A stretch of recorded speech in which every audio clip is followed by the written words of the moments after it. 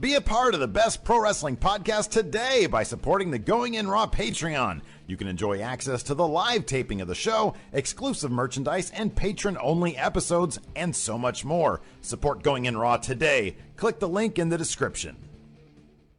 This is the glorious one, Bobby Roode, and you're watching Going In Raw. Hey, friendo, Steve here. And Larson. And welcome to Going In Raw, the only pro wrestling podcast you can be listening to right here, youtube.com/Steve Larson. Available wherever fine podcasts are. Be sure to hit that subscribe button and the little notify bell next to it on YouTube, and either subscribe or download on whatever podcast app you're using to listen to the show. If you want to support Going In Raw, you can do so a couple different ways. First off, by just telling a friend.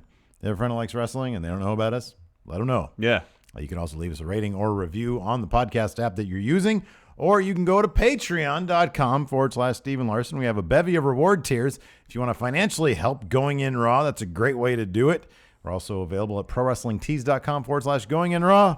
Hey, you're not shirt. Top seller. This is my shirt, but you can have your own this shirt. That's top seller right there. Top selling shirt, the Slow Wolf shirt. Yes. We have a bunch of great designs there. We do. More to come soon. Yes, absolutely. We're that's all our plugs. We're Now here we to can talk about TakeOver. NXT TakeOver. Philadelphia. Wow. So, Wow. I thought this was kind of, interestingly enough, like this wasn't a unanimous, amazing show on the Twitter in terms of the reaction. Really? I actually really enjoyed the vast majority of these things, but I kind of understand some of the qualms that people out there What that were I've these? heard. What were these qualms? Oh, some of the Ember Moon, Shayna Baszler stuff. A lot of people had problems with that. I think a lot of people just have problems with Shayna Baszler for some reason. I don't know why. I have no idea what the problem with that is. Yeah, that's pretty much it. A lot of people had problems with that match, I think. And then, I don't know. I mean, coming off Velveteen Dream versus Aleister Black last TakeOver, this is really hard to live up to that. But I think I think the Dream sort of he mixes things up. Seemingly now, since that first match with Aleister Black that we saw, I'm really interested to see where he takes his TakeOver gimmicks, if you will. Mm-hmm. This time he was... he had boxing trunks. Right. That were airbrushed. Yeah. With his face, Cassius Ohno's face, I believe Muhammad Ali and I think Muhammad Ali as well, yeah. And then the back, I think it said, float like a butterfly. Something dream. Yeah. I thought it was great. Oh, they're great, yeah. It was fantastic. And in fact, I actually really loved that match. The first match, the Authors of Pain versus Redragon. To Dragon Again. Dragon Again. Otherwise now known as the Undisputed Era. Shout out to Kyle O'Reilly for playing air guitar in his tag title. Yeah. That was awesome. I can never get enough of that. He's super entertaining. Yeah, he's fantastic. Both he and Bobby Fish are super entertaining. Bobby Fish, Mrs. O'Reilly, and Mr. Fish. Yes. I really like this match. I thought it really established Redragon as the foremost strategist in the NXT tag division because they had a plan. They executed that plan. It led to victory. Yeah. All right. I don't know. I just sort of felt like the match was fine. I felt like it was kind of a formality match. Oh, it definitely was. Because Authors of Pain and when the Authors of Pain were at the top of their game like a year ago. Yeah. They were completely and utterly indestructible. Nobody could touch them. Yeah. And I kind of feel like they're 3 to 6 months too late bringing them up. I can see that. And so I felt like, I don't know. I don't agree that Red Dragon. I'll put it this way. We saw what DIY could do. We saw what the Revival could do, and neither of those teams really had what it took to top Authors of Pain. And so I didn't see anything from Red Dragon that really changed that, except for the fact that behind the scenes, Authors of Pain were going up, so they had to lose. Mm-hmm. That was my main problem with it. See, I don't recall in the Revival or DIY matches anybody going after the Authors of Pain's base, their legs, to that same extent. Yeah, maybe. Because they were tagging in and out while they had Akam in their corner. Mm-hmm. Like they would do one move on the knee, tag in and out. There was a stretch where they had Akam just in their corner, isolated, and was tagging in and out repeatedly. At least it felt like a dozen times at least. Yeah. And it was just fast. It kept the match moving. There was a story being told. I mean, if the theme if I'm, I'm just trying to appreciate the match for what it was without looking at it. Without, sure. Yeah, that's within the understandable. context of Authors of Pain's future. If the theme is, and I think it is in NXT, one of the main themes in NXT is, and what I like about it so much, is that the bar keeps on rising, better talent comes in, people move on, and everybody gets figured out eventually. Which is still, which is a very interesting concept. I still really like it. It just kind of turns these matches. It's kind of like Bobby Roode versus Roderick Strong, where they literally disappeared. Yeah, I know. I wish there was a way they can get around the formality aspect. I mean, they did with Joe and Nakamura, where Nakamura beat him in the rematch. We thought, no chance Joe has winning. Right. And he won. Yeah. No, they've gotten around it a couple times, but it's been kind of the exception that proves the rule. But no, in terms of being a showcase match for Red Dragon, absolutely, I was on board with this. That was great. Yeah, really good stuff. Yeah. The finish saw Authors of Pain go for the Super Collider. Right. Bobby Fish. Well, first they did collide. Fish and O'Reilly. Bobby Fish powerbomb. Kyle O'Reilly not. He reversed it with a Hurricane Rana. Got the roll-up win on Akam. Yeah, roll-up win. Yeah. I wonder if they're going to have their formality rematch. No, wait a second. They came in this as tag team champions, so they're not doing a rematch. Probably not. Authors of Pain. So we'll see. Hey, maybe by the time you watch this, maybe they'll already come up to Raw. Entirely possible. Could happen tonight. Could. Maybe. Shooting this on Monday. We'll see. Next. War Machine sitting ringside. I'm very happy. This episode of TakeOver, was jam-packed with new talent. Yeah. I thought it was great. It was great. I'm very happy that they were calling him War Machine. So I was concerned that they would not call them War Machine. Do you think that's an indication they're going to stick with that name? I mean, that was on the lower third. Right. They publicly called them War Machine, so yes, I think that's what they're going to be called. No rebrand. Where is Donovan Dijak, by the way? Where is that man? He's been doing the house show circuit. He has actually been doing that. Yeah, he's been wrestling some matches in the house show It'd be circuit. great if they do one of those big brawls where security has to come down and he's a security guard. He's like a super developmental guy. He's the NXT Young Lion. All right, exactly. Yeah, hey, that's actually a good point. The young lions in NXT are security guards, aren't they? Yeah, sometimes the developmental guys, Yeah. Oh, anyways, so that was fantastic. You're right. I'm very happy they were calling him War Machine. I never really thought there'd be... My only problem is that when they debut, whenever they actually debut and they make a big deal about it, we're going to have to add that to the name of the video that we're doing. Oh, yeah. And it'll be demonetized. Demonetized. Maybe. I don't know. YouTube's been getting a little bit better with that lately. Yeah, sometimes. But then, pranksters are out there throwing fake acid on. You hear about that one? No. Some idiot in London where, acid attacks are, a thing. With, throwing water on people's faces and then running away for his YouTube channel. I swear if YouTube doesn't literally just delete his channel, I'm going to riot. I hate people so much. Anyways, moving on. The Velveteen Dream was up next. I love him. So he had the boxer shorts on. During the pre-show, he said he issued a guarantee that he was going to knock out Cassius Ohno in 30 seconds. That's right. And he almost accomplished that. Because he hit Ohno with a right hook, it looked like. Yeah. Ohno fell like a sack of rocks. Yeah. Dream, so here's the thing. Dream could have gone for the pin. Yeah. But he didn't. He just started celebrating. Yeah. Because he lived up to his guarantee. Well, the ref was doing a 10 count, right? Yeah. The ref was doing a 10. Was he? I thought so. Or maybe that's my imagination. I think that's what Dream wanted to have happen. Yeah, because he thought it was a boxing match. But you don't do that. Not in wrestling, no. So I think the ref was like, what are you He's talking celebrating about? through the 10 count. Yeah. In his mind. And Percy was yelling, why isn't he pinning him right now? Yeah. By the way, very sad that Nigel McGuinness wasn't apparently there. he had the flu. What a takeover to miss, huh? I know. Man. But anyways, then Cassius Ohno does get up while Dream is still celebrating and delivers just a massive forearm that clocked him good. It was great. It was awesome. But then from then on, it was a straight-up match. It was so much fun. I really love this match. Cassius Ohno can't put on a bad match. Nope. Velveteen Dream is just, people are going crazy for him right now. The pop that he got coming out It was pretty huge. was huge. Yeah. It was absolutely crazy. And people were starting to boo Cassius Ohno because they really, really just love Dream that much. Mm-hmm. And I get it, man. He's so good. Yeah, he is good. He is so good. A couple moments really kind of freaked me out, though. when Dream was trying to power lift Cassius Ohno. Oh, for the Death Valley Driver, yeah. Yeah, it looked like it was, dude, Cassius Ohno was a huge guy. And it's like, I know he can lift that stuff. And he did. Eventually he did. It was that spot, too, where Dream was trying to catch him while he was doing the flying forearm. Yeah. And didn't really catch him. Oh, yeah. That's a tricky spot the to pull physics off. on that don't seem, they seem, Yeah. the margin of error is pretty thin. Mm-hmm. But otherwise, it was a really, really fun match. Yeah. Dream went over with a Purple Rainmaker. Yeah. Yeah. Does he always do it from the... No. This was the first time he didn't do it from the ropes. He did it from the pylon, ring post, the ring post. Yeah. That was cool, too.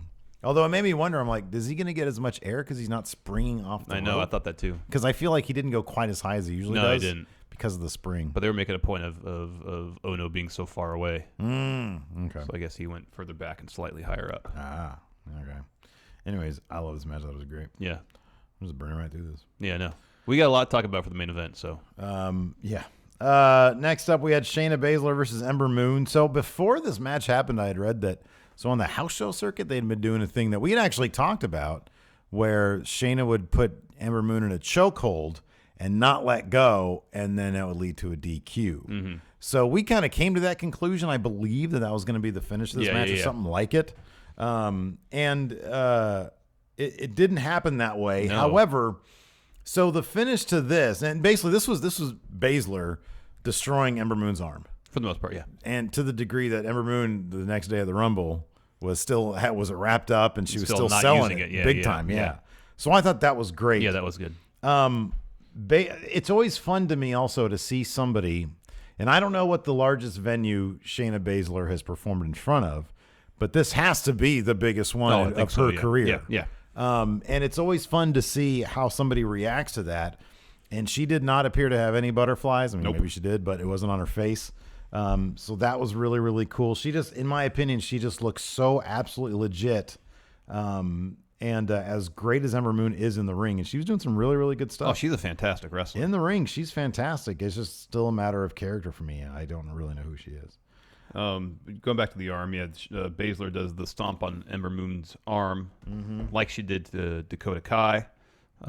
Works it over a lot. Moon eventually hits an eclipse, but can't make the cover because she aggravated her arm injury. Yeah, I like that. That was good. Yeah. And there's this protracted bit where Ember Moon's trying to fight off the arm bar. Yeah, it went for a while. Yeah, it did. And that led to a roll-up. Moon caught her with a roll-up. I really like this. Yeah. And I liked it because it reminded me of Brock Lesnar's first loss in the UFC. He was pretty dominant over Frank Mir, and he got caught, and it wasn't in a roll-up because they don't do that. Yeah. But he got caught in an armbar, I think, from Frank Mir, and it was a rookie mistake where he left himself open, and it was obvious that Brock was the dominant fighter. It's just he got caught, and Frank Mir got kind of lucky. Yeah. And then from then on, Brock didn't lose again until he had diverticulitis. Yeah.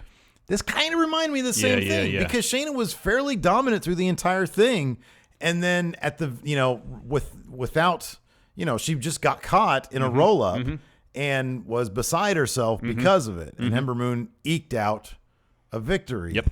And so I thought it was fantastic.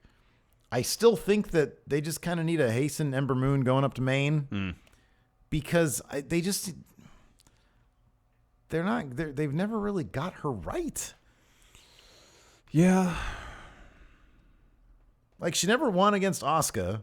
Yeah. If you look at her like against opponents that need to be protected, she is never really protected. She's lost against Asuka. She's beaten everybody in the women's division. She's lost against Asuka, and then the heir apparent to Asuka isn't her, it's Shayna Baszler. Yeah, maybe. The one who everybody's scared of. Yeah.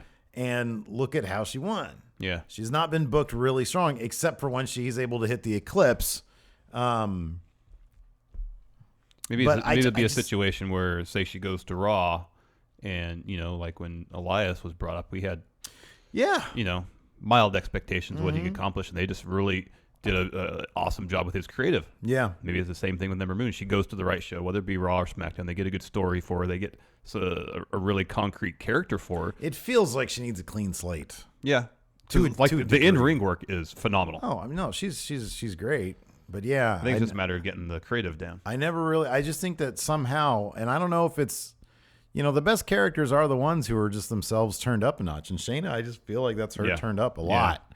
And with Ember Moon, I just wonder if she's, I don't know, just a mellow person. Yeah. Or just like, I don't know. She always comes off as like a genuinely, like a charismatic, but just a very sweet, like a girl next door type personality when I've seen her in interviews. I've gone over this a million times on NXT recap. Well, if her packaging, for in-ring work in any way match what seemed to be an extension of her personality, it would make sense. But they have this war goddess thing for her. Right. And if it was a situation where, if they'd established this, where once she goes through that curtain, she becomes almost like a different person, whereas backstage she's she's more mellow, she's normal, and then she goes through that curtain and like she just is, taken over by some force. She doesn't make it supernatural and anything. Taken over by some force, and she becomes kind of otherworldly or not even supernatural, but just mystique. We've been saying that with her, that she needs some mystique. I just feel like literally they had a delineation between, even what's her real name? Who, Ember Moon? Yeah. Well, I know her name was Athena on the Indies. Yeah. I don't know her real name. Well, like literally, like when she's on the performance side of the curtain, she's Ember Moon, but when she's backstage, she didn't refer to herself by Ember Moon at all. Just something like that. That could be a like little a corny. Finn Balor / Demon. Yeah. Thing. Yeah. But just make it a really stark difference between when she's in the ring, when she's wrestling, it's almost like she's somebody else. Yeah. I don't know. I just feel like she's, I don't know. Like, here's the thing. You can do her, like, what I've seen her personality as in interviews, when I say, like, the girl next door thing, is a bit closer to Bayley. And with Bayley, there's a bit more of a childish, thing going there. Innocence, yeah. It don't have to be all that. But I feel like that's more along the lines of kind of maybe what Sami Zayn was before he started going heel. It's just kind of a regular dude. I kind of feel like she could just be a regular person. And that would kind of lend a bit more of an underdog thing to her. But then you see her work in the ring, and there's nothing really underdog about yeah, I know. how she wrestles. She's so good in the ring. She's so good. She's so, her presence in the ring has that mystique to it. So I don't know how you resolve it. Maybe it's either you make a really stark delineation with her character that behind the scenes, she literally, like, maybe you can have her go by her real name, or some variation. But every time they try to make her promos like aggressive or like the one against Shayna Baszler, it was like, dude, everybody runs circles around her, and it's bottom line is not believable. But when she was doing, I know I brought this up last time, I think. If she had like a quiet confidence, that'd be one thing. But she's so outward with it. Yeah. When she's walking around the empty arena, the musical score kind of ruined it. But it was it just felt like her talking, and it was believable. Yeah. If they got rid of the Charlie Brown music, it would that probably would have been something better. But man, that music destroyed it. Yeah, it didn't do it any favors. But anyways, either you make that delineation with her, or as you said, just either they need to find some consistency. Make honestly it delineation, keep the mystique going even backstage, drop it entirely. You know what she could use totally is one of them video packages like they gave TM61. Yeah. Just let me see who the hell this person actually is. Yeah. And not all the, red contacts and the freaking, the moon and all that kind of stuff. Yeah. Just let me see who this person actually is. Yeah. Then I might actually give a damn. Yeah. Anyways. Next up. Oh, yeah. So anyways, Ember Moon got the roll-up win. And then as she was kind of celebrating, Baszler came right back out and just choked the living crap out of her. Twice. And then Ember Moon threw up a little bit. Did you see that part? Yeah. That was gnarly, but I love that. That was great. That was awesome.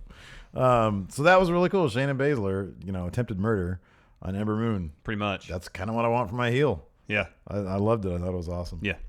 Next, we saw Ricochet. Hold on. Ricochet Man. Trevor Ricochet Man. Sitting ringside. Yeah. I wonder if they're going to keep doing that. Trevor Ricochet Man. I don't know. But like if they're going to just, continue to call War Machine, why not just refer to him as Ricochet?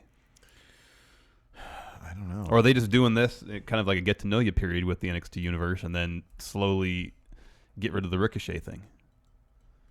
I don't know. In case people didn't know who he was, it's based on his name. Here's one thing. Trevor Mann's a cool name. It is a cool name. It kind of, it has kind of the Aleister Black feel to it. Yeah. Trevor Mann. Yeah. I mean, they might just think, oh, that's a great name. What is a Ricochet? I'm sure Vince knows what a ricochet is. Well, I know what a ricochet is. Is there a physical object that's a ricochet? A ricochet is just when something bounces off something else, right? Yeah. Okay. Oh, I was watching Kota Ibushi versus Ricochet, I think in 2014. Ricochet was insanely over. Oh, yeah. Insanely over. Yeah. I think he had just won Best of Super Juniors that year. Oh, yeah. 2014. I think he was so over. Yeah. Yeah. Challenging for the junior heavyweight title. Yeah, so I don't know, man. It was cool to see him there. Oh, yeah, definitely. Next up, we had Aleister Black versus Adam Cole, baby. in an Extreme Rules match. This was a lot of fun. This was a lot of fun. Yeah, this was great. I actually really loved this, and I thought Adam Cole. So we saw a lot of Adam Cole not wrestling in the first couple months that he was in NXT, right? Mm-hmm. And whenever we'd see him, he would look like Fitness Guru. Yeah. Because he does the man bun. He cuts his sleeves off, but he's got kind of like... Well, he has like nice jeans and then dress shoes. You're right, exactly. But then like a cut off Undisputed Era shirt. I didn't feel like there was any size discrepancy. I know there is, but Aleister Black's not that big. No, I think he's like 6'1" or something like that. I think right? he's 6 feet. Yeah. Yeah. And Adam Cole, I think, is like 5'10", maybe. So I don't know. It felt real to me. It felt good. I wasn't like, oh God, this guy's being out, out whatever. He's got such a not being manhandled. Yeah. So that was cool. And the same thing with Red Dragon. Yeah. I mean, all those men are big dudes. Yeah. But, it didn't really feel like, oh my God, this is unrealistic. No, because I think Reed Dragon went into the match with a plan and followed through on it, and the strategy led to victory. I think that's why. Yeah. I mean, that's what you always hear if you're faced up against a larger opponent. Chop them down. Yeah. Chop them down. But anyways, this is a lot of fun. A lot of cool spots here. One particularly nasty looking spot. Actually two, but one was really cool and the other was like, ow. Yeah. So they got the kendo sticks out. Oh, Adam Cole got the kendo stick out early. And then Aleister Black on the opposite side of the ring got another kendo stick out. Yeah. So here's the thing. Early on this match, like Adam Cole would try to introduce weapons. Yeah. And either Aleister Black would respond or disregard. Because like in the kendo stick spot. Mm-hmm. He got a kendo stick, went in the ring, saw Adam Cole, and was like, I don't need this. And he threw it away. And Adam Cole, there's a great gifable image of Adam Cole going, oh, you stupid. Something like that. Which was fantastic. And then he had a kick to the face, I think. Right, exactly. Yeah. But then eventually Aleister Black went for a moonsault. And mid-moonsault, he got hit with the kendo stick in the midsection, so he went down. Yeah, Cole hit him with a kendo stick-assisted backstabber. That was cool. So instead of having a hold of him with his hands, he wrapped them up with kendo stick, backstabber. That was neat. And then Adam Cole sets up a table ringside. Yeah. And then Aleister Black, incapacitates Adam Cole for a little bit, sets up another table right next to it. So we have two tables ringside. Wonder what was going to happen there. Someone's going to go through it. At some point around this, Adam Cole cut the heck out of his thumb, his right thumb, because it was bleeding everywhere. Yeah. And they actually had to take a brief pause during the match so the medical staff can go in there and address the bleeding, because it was bleeding a lot. Yeah, no good. I'm still not sure when it happened. I don't know. Probably a big chunk of kendo stick, maybe. Maybe. A ladder gets set up in the corner, and then Aleister Black throws Adam Cole butt first, right in his tailbone, into the ladder. Yeah. And it's after that spot that the medical staff went and put some tape on Adam Cole's thumb. Yeah.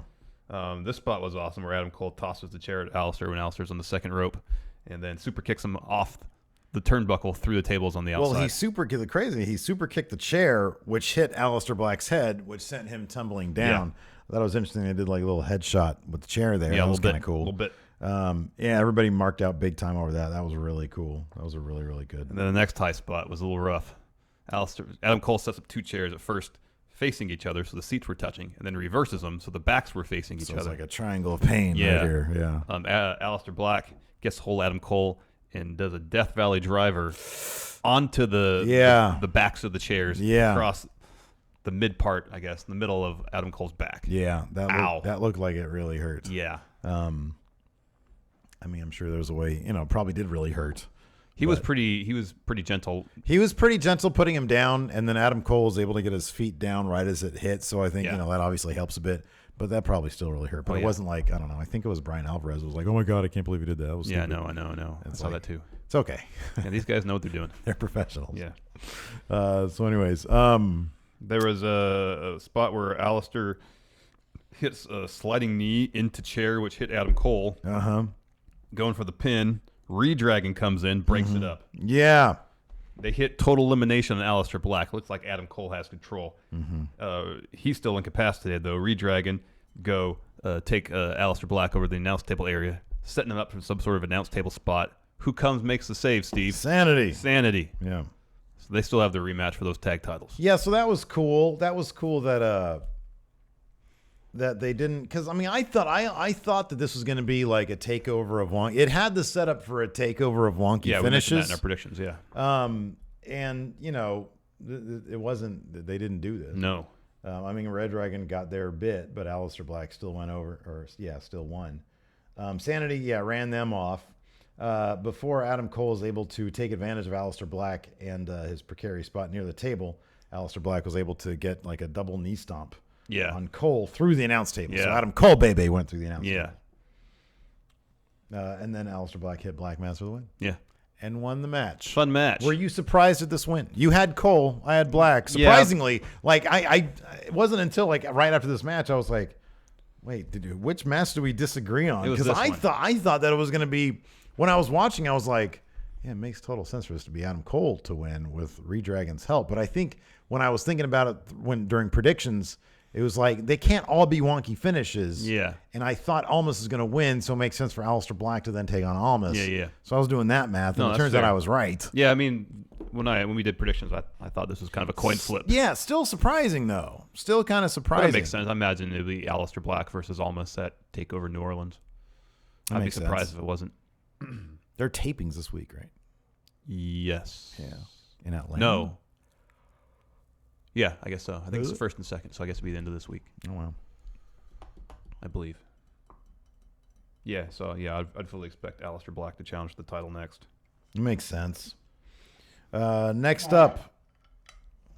My goodness. Ethan Carter III. EC3. Sitting ringside. Space 3. Yeah. But then later on, when they had an interview with him, it was all bunched up together. Yeah. So they may get on the same page. Yeah, they do. Ethan Carter III from Impact Wrestling evidently is now NXT's newest signee. So he's not heading straight to main. Surprising. He's going through NXT. That is surprising. A lot of alpha males there. But you know what? I wonder if some people sign on wanting to go through NXT because it's the best wrestling in the entire company. Well, it would work for Derek Bateman anyways, because that's last where he was. And they referenced that, not during this segment, obviously, but there was a backstage interview where they said it was been 5+ years. Yeah. And he had the exact number of days. Yeah. And he said something to the extent of, it took me 5 years to find out who I really am. There's some victory in that. That's the real victory. The more you know. He turns to, I think, what's her name? Christy St.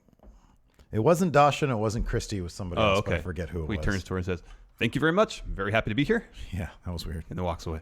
He's so weird. Oh, man. But that's cool. That's really good to hear. It's going to be, as soon as we think that NXT, we sort of got a handle of it, more people come in, more people move on. I know. I'm guessing there's, between now and Mania especially, there's got to be a pretty significant number of departures. I would think so, yeah. I mean, it's going to look so different 3 months from now. Oh, yes. It's going to look so different 3 months from now. Next up, we had the main event. Johnny Gargano, the challenger, versus the champion, Andrade Cien Almas, a.k.a. El Idolo. They're going to be hard-pressed. By they, I mean wrestlers everywhere around the world to top this match. This is already early contender for Match of the Year 2018. This is absolutely right now my personal Match of the Year 2018. Beat anything I saw at Wrestle Kingdom, beat anything that the WWE's put on. I haven't felt like this about a match since I watched Omega Okada 1. Yep. I was blown away by this match. Absolutely blown away. And they actually, I felt like they used the specter of Ciampa interfering. Mm-hmm. There's already a really dramatic match because it was really well wrestled. Yeah. A lot of really great storytelling. Yeah. But that specter that Ciampa could interfere. Yeah. I felt this really heightened the tension in the match because the whole time I was on the edge of my seat. Not only because I was like, oh my gosh, is Gargano going to pull this off? Mm-hmm. But it was also, oh my gosh, is Ciampa going to cost him this match? Yeah. The thing that I loved about it, that is very NXT, and everybody thought, myself included, even though I really didn't want to, and I was glad they didn't, was that Ciampa was going to come in. I mean, I think they saw him, he was seen at Philadelphia Airport, was that Ciampa was going to come in and cost Gargano this match. I'm really so overwhelmingly happy that he straight up lost the match because I thought that would have cheapened something that was so great, especially if they had done it like the very end after 30 minutes. Oh, I know, yeah. That would have been such a cheap way to get out of this. I am so glad because, and I have no idea, because we thought this to a much lesser degree, I feel, with Ty Dillinger. With all this talent coming in, who knows what's going to be the plan for 6 months from now. Yeah. But it would not surprise me at all if the tentative plan is for Gargano to have to get through Ciampa in order to get the NXT championship. Or you could possibly view it as Ciampa could be his NXT title. Well, here's what after the match ended and I had some time to process. I kind of imagined it'd be a situation where rather than having Ciampa cost him the match, Gargano loses the match. Ciampa comes out, hits him with a crutch. Hey, I'm still here. Yeah. Next set of tapings, Ciampa comes out and says, "You thought you could do it on your own. You can't. Mm-hmm. You thought you were gonna move on, become a huge star without me. Not gonna happen. Now I'm here. I'm healthy. I'm gonna beat you up a lot. Mm-hmm. I'm gonna hurt you real bad." Yeah. And then once Gargano gets through Ciampa, and I'm hoping this 3 matches. Give us 3 matches. Give us a protracted feud between these 2 guys. 3 takeovers. 2 takeovers, and then you have another match on TV. Here's my thing. I just don't know if it's the way the because Ciampa needs to come back in his first match. He needs to beat Gargano. He needs to beat the heck out of him. The speed with which I know people are coming in and they need to get this stuff done. I know. I just don't see it very realistic that they would take that many takeovers. I mean, you and I are on the same page. We both want that. I just don't know if they have the time or talent to do that. What is NXT's WrestleMania? It's Brooklyn.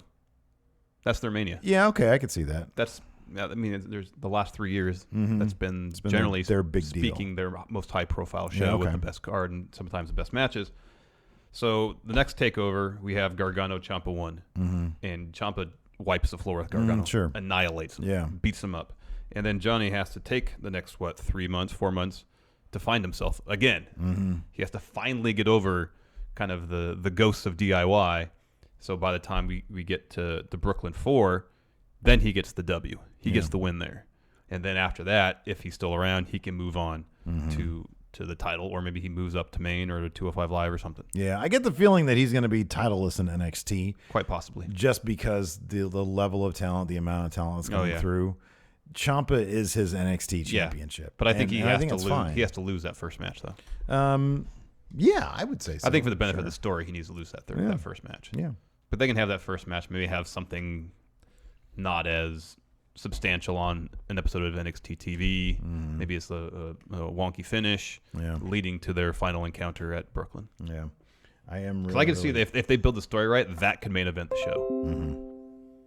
Excuse me, computer. Computer. Just fell in my chair there. Hello, computer. Anyways, on to the match itself. Yeah, it was fantastic. The pace at which they wrestled this match, and it was over a half hour, I feel like. Yeah, I was about to look up the time. Was insane. Because at no point was there any let up. Yeah. I think there was a little bit of a submission type move in the beginning. 32 minutes. Jeez. In the beginning. Yeah, there was some headlock stuff. But after that, it was just go the entire time. This was a star-making performance for Andrade Cien, almost far and away the best match he's put on in NXT. One of the things that I really loved about this match, I always really love when people bring something new to the equation, and there were so many instances of a standard wrestling spot being turned on its head. For example, when Almas went for the moonsault, Gargano moved, and he did one moonsault, landed on his feet, and then immediately did the other moonsault, the standing moonsault. Yeah. There were so many times where they would do something that you're used to seeing in wrestling, but they would put their own twist or invert it or do something odd with it. I think here's the thing, too. This is the third time they've wrestled before. So I think to a certain extent, there was some familiarity. Because I know early on, Gargano hit one of his slingshot spears on Almas, but later on he tried for it again, Almas reversed it. Right, exactly, yeah. And there were several instances where that kind of stuff happened. There were so many layers of creativity in this match. It was so much fun. Yeah, it was a lot of fun. We got to see Johnny Gargano do a somersault senton off the apron onto nothing. Yeah, that's right. I was trying to think about this during our podcast earlier. I was like, what did I see? That was a guy landing onto nothing, and I forget I was right. It was here. Yeah, it was fairly early on too. Yeah. And then almost hits that double moonsault. Gargano hit Cheeky Nando's. Will Ospreay's, I don't want to call it Will Ospreay's move. I'm sure he didn't invent it. Maybe he did. I don't know, but yeah. Yeah, and there's almost reversing the slingshot spear into the draping knee and like hit him across the back, follows up with knees in the corner, but then goes for knees in the corner again. Johnny gets out of the way. Yeah. Just so much good stuff. Yeah. Candice LeRae got involved. That was I popped. The biggest pop Popped huge for me was her coming. Yeah, because like Selena Vega was going to do her thing. She did do the Hurricane Rana on the outside into to the ring steps. Yeah. And then the ref started giving her some business. Johnny Gargano was on the outside. She comes around to try to jack with him some more, and Candice comes out of nowhere, spears the crap out of her. Jumps the barricade, starts laying into her. And runs her off. Oh, that was so good. That was fantastic. That was great. There's a lot of great kickouts towards the end, a lot of false finishes. A couple super kicks that almost kicked out, a couple of Gargano escapes first that almost poked Gargano in the eye. Second, got his foot on the rope. Gargano kicked out of a hammerlock DDT. That was crazy. Yeah, that was awesome. The finish saw Gargano in almost on the apron, almost pushing Gargano into the ring post, and then following up with double knees. Pulls him up on the top rope, hits the draping hammerlock DDT, picks up the win. Yeah. Phenomenal match. Oh, I mean, we can go through the spots here, but it does a disservice to the actual story being told. It's fantastic. Yeah, it was absolutely so far my match of the year. Like, I don't have any doubt about it. Oh yeah, easily. Yeah. Then again, we're still in January. I know. Well, my second favorite match of the year was Omega Okada 1, I think, last year. That was January 4th. So, but no, it's going to take a lot. It's going to take a lot. Who's Kota Ibushi fighting next? We don't know yet. Yeah, we don't know. Shinsuke AJ is going to be a contender. That should be a contender. If at some point this year we somehow get Kenny and Kota Ibushi against each other, that'll be a contender. Maybe. I mean, it would be definitely a contender. I just think it's going to happen in Wrestle Kingdom. It could. If it happens at all. Yeah. Anyways, after the match, we mentioned Gargano and Candice LeRae are walking up the ramp. Crowd's giving Johnny a standing ovation. You know, they have the copyright thing pop up. You think the show's over. And then you see the crowd. Oh! Ciampa comes from behind, hits him with the crutch. He's got a great new shirt. Oh, yeah, that's a great shirt. Lays him out. Candice LeRae. It's like, what are you doing? Yeah, stop it. Stop it. That's how the show ends. Ciampa just goes like this. I know. Yeah, He's got the psycho killer look. Yeah, definitely psycho killer look. So, yeah, fantastic takeover. Really good. And this one, I actually like the build. I like the build to this one, so I'm really excited to see what's going to happen. Well, I think the pieces are in place for a lot of quality storytelling leading up to the next TakeOver Mania. Yeah. What was the dark match that we're going to see probably on TV this week? Roderick Strong versus Tyler Bate, number one contender for the UK title. Wow. That's one of them. TM61 in ring return. Wow, I wonder if we're going to see Tyler Bate versus Roderick Strong has to win a match at some point. I know who won that match, but I'm not going to tell you. Don't tell me. Don't tell me. Okay. And then I thought there was one more. Oh, wait, I'm sorry. It was Roderick Strong, Tyler Bate, then who else? TM61. Oh, nice. Match. Against who? I don't remember. Oh. I just know they're back in the ring. Okay, cool. Right on. Neat. Good. So we have a fun. I love my new favorite thing is the post. The recap heavy edition of NXT post takeover. Huh? Yeah, I think that's true. Did you ever watch the end of the year clip show? No, I should have. No, I didn't. It's always fun to reminisce. Yeah, no, totally it is. Yeah, but I didn't. Yeah, I didn't watch it. I only got too much time in the day, man. I know. I still got. I watch NXT. 6 hours of New Beginning and Sapporo to watch. I know. It really just should be like 2 hours. I'll probably just watch 2 hours of it. I'll watch 2 matches. You should watch at least 3. What's the third one I should watch? I should watch Young Bucks versus Roppongi 3. Watch all the title matches at the least. Okay, sounds good. I watch NXT with such an eye for detail. You really do. That I don't need a recap. I got the recap up here. All right. It is fun to reminisce, though. It is. Anyways, that's it for the show. Hilton, let's get some music. Thank you, Hilton. Anyways, leave your comments below if you like doing that stuff. Until next time, we'll talk to you later. Bye.